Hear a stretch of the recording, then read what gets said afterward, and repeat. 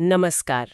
आज हम शॉन एकोर के काम और द हैप्पीनेस एडवांटेज के पीछे जो विचार हैं उन पर थोड़ी गहराई से बात करेंगे। हाँ, हमारे पास उनका एक टेडेक्स टॉक है और उनके विचारों का एक सारांश भी है। और हमारा मकसद है खुशी और सफलता का जो पारंपरिक रिश्ता हम मानते आए हैं ना, उस पर सवाल उठाना। बिल्कुल। और ये समझना कि सकारात्मकता मतलब पॉजिटिविटी असल में प्रदर्शन को कैसे बेहतर बना सकती है। शुरुआत एक बड़ी दिलचस्प कहानी से करते हैं।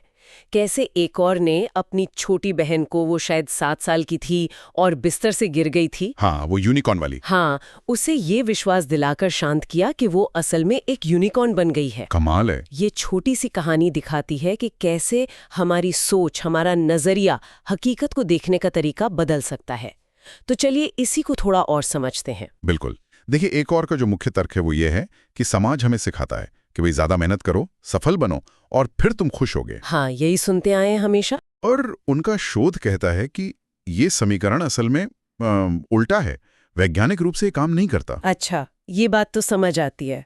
जैसे ही हमें कोई सफलता मिलती है, मान लीजिए अच्छी नौकरी मिल गई या अच्छे ग्रेड्स आ गए, हाँ, हम तुरंत अगला और बड़ा लक्ष्य बना लेते हैं। तो खुशी हमेशा वो आगे खिसकती जाती है, कभी हाथ नहीं आती। सही कहा। इसी को एक और लक्ष्य रेखा को बदलते रहना कहते हैं। हाँ। और यहीं पर हैप्पीनेस एडवांटेज का सिद्धांत सामने आता है। अच्छा, वो क्या है? शोध ये दिखाता है कि जब हमारा दिमाग वर्तमान में मतलब अभी सकारात्मक स्थिति में होता है तो वो कहीं ज्यादा असरदार तरीके से काम करता है। ओह। संक्षेप में कहूं तो खुशी सफलता से पहले आती है, बाद में नहीं। ये सफलता का ईंधन है, उसका नतीजा नहीं। ये तो सोचने का एक बिल्कुल ही अलग तरीका है, पर क्या इसके पीछे कोई ठोस विज्ञान है? मतलब ये सिर्फ अच्छा महसूस करने वाली बात है या कुछ और भी है? हाँ, बिल्कुल विज्ञान है। जब आप पॉजिटिव होते हैं तो डोपामाइन और सेरोटोनिन जैसे न्यूरोट्रांसमीटर आपके दिमाग में रिलीज होते हैं। अच्छा। ये न केवल आपको अच्छा महसूस कराते हैं, बल्कि आपके मस्तिष्क के जो सीखने वाले केंद्र हैं, जो विश्लेषण करते हैं, उनको सक्रिय कर देते हैं, एक्टिवेट करते हैं। हाँ, आपका दिमाग ज्यादा खुला हुआ, ज्यादा क्रिएटिव और समाधान खोजने वाला बन जाता है। और मैंने पढ़ा था कि इसके कुछ चौंकाने वाले आंकड़े भी हैं, प्रदर्शन पर इसका असर दिखता है। बिल्कुल, आंकड़े काफी प्रभावशाली हैं। एक सकारात्मक मानसिकता वाले इंसान का दिमाग 33% ज्यादा प्रोडक्टिव होता है। 31%? हाँ, जो सेल्स प्रोफेशनल्स हैं उनकी बिक्री 37% तक बढ़ जाती है। वाह। और डॉक्टर जब वो पॉजिटिव होते हैं तो 19% तेजी से और ज्यादा सटीक निदान कर पाते हैं। कमाल है। ऐसा क्यों? ये इसलिए होता है क्योंकि सकारात्मकता आपकी सोच का दायरा बढ़ा देती है। आप ज्यादा संभावनाएं देख पाते हैं। यहाँ एक और विचार है जिसने मुझे बड़ा सोचने पर मजबूर किया। एक और कहते हैं कि हमारी बाहरी दुनिया, मतलब हमारी नौकरी, आमदनी, स्वास्थ्य, हालात, हाँ, वो हमारी लंबे समय की खुशी का सिर्फ 10% ही तय करती हैं। ये तो यकीन करना मुश्किल लगता है। हाँ, ये एक बहुत महत्वपूर्ण बात है। क्या इसका मतलब ये है कि ये सब चीजें ज्यादा मायने नहीं रखती? नहीं, ऐसा नहीं है। इसका मतलब ये नहीं कि बाहरी परिस्थितियां मायने नहीं रखती, बिल्कुल रखती हैं, पर उनका असर शायद उतना नहीं है जितना हम सोचते हैं। अच्छा। बाकी 90% वो इस बात पर निर्भर करता है कि हमारा दिमाग बाहरी दुनिया को कैसे देखता है, कैसे प्रोसेस करता है। हमारा आंतरिक नजरिया, हमारा लेंस। हाँ, वो लेंस जिससे हम हकीकत को देखते हैं, और वो लेंस हम चुन सकते हैं।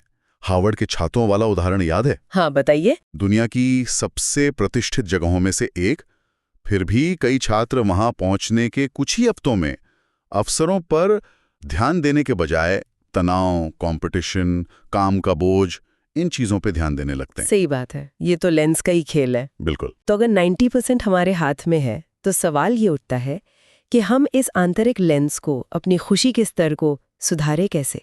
क्या इसे ट्रेन किया जा सकता है? हाँ, और यही सबसे अच्छी खबर है। एक और का शोध कहता है कि हम अपने दिमाग को सकारात्मकता खोजने के लिए ट्रेन कर सकते हैं, बिल्कुल वैसे ही जैसे हम कसरत से शरीर को ट्रेन करते हैं। अच्छा, कैसे? इसके लिए उन्होंने कुछ आसान, रोज किए जा सकने वाले अभ्यास बताए हैं। कौन से अभ्यास? क्या वो सच में प्रैक्टिकल है? काफी प्रैक्टिकल हैं।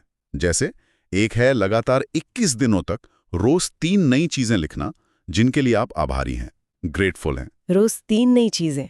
हाँ, ये छोटा सा अभ्यास आपके दिमाग को नेगेटिव चीजों के बजाय पॉजिटिव चीजों को स्कैन करने के लिए रिवायर करता है। और 21 दिन ही क्यों? क्योंकि शोध बताते हैं कि नई आदतें बनाने और न्यूरोप्लास्टिसिटी मतलब दिमाग की संरचना बदलने में लगभग इतना समय लगता है। सुनने में तो आसान लगता है, पर शायद कुछ दिनों बाद सोचना पड़ेगा कि ये आज नया क्या अच्छा हुआ। और क्या तरीका है? एक और तरीका है जर्नलिंग, मतलब पिछले 24 घंटों में हुए किसी एक पॉजिटिव अनुभव के बारे में विस्तार से लिखना। अच्छा, डायरी जैसा। हाँ, बिल्कुल। ये आपके दिमाग को उस अनुभव को फिर से जीने देता है।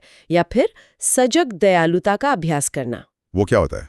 किसी सहकर्मी या दोस्त को तारीफ या धन्यवाद का एक छोटा सा पॉजिटिव ईमेल या मैसेज भेजना। ओह, ये तो आसान है। आसान है, और ये न केवल उनका दिन बेहतर बनाता है, बल्कि आपके अपने सोशल कनेक्शन को भी मजबूत करता है। हाँ, सामाजिक जुड़ाव की बात आई तो एक और इस पर भी काफी जोर देते हैं ना, सोशल इन्वेस्टमेंट कहते हैं इसे। बिल्कुल, मजबूत सामाजिक रिश्ते वो तनाव के खिलाफ एक बफर की तरह काम करते हैं और खुशी और लचीलेपन के सबसे बड़े भविष्यवक्ताओं में से एक हैं।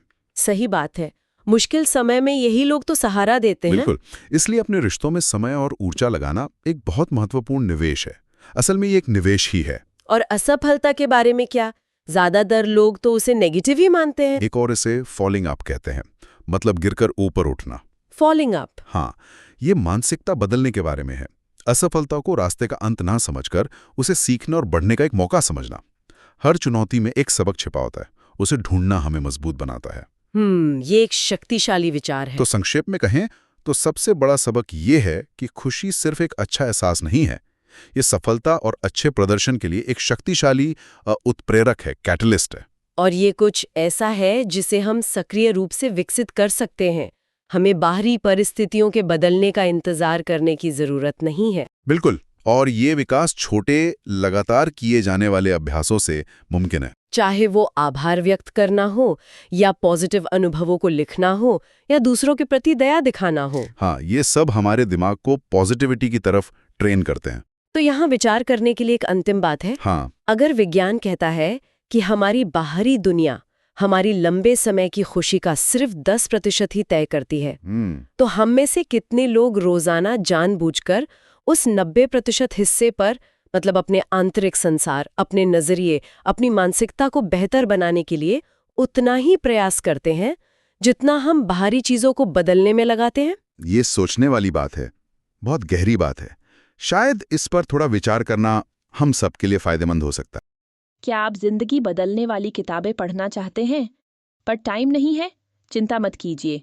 बुक बाइट्स पॉडकास्ट पर हम आपके लिए लाते हैं दुनिया की बेस्ट मोटिवेशनल और सेल्फ हेल्प बुक्स की शॉर्ट और पावरफुल समरी सिर्फ 10 से 15 मिनट में। Atomic habits, rich dad poor dad, think and grow rich जैसी किताबों की कमाल की सीख हिंदी में सुनिए। बस अभी सब्सक्राइब करें और बेल आइकन दबाएं ताकि कोई भी नया एपिसोड मिस न हो। ज्ञान का ये सफर आपके साथ ही पूरा है।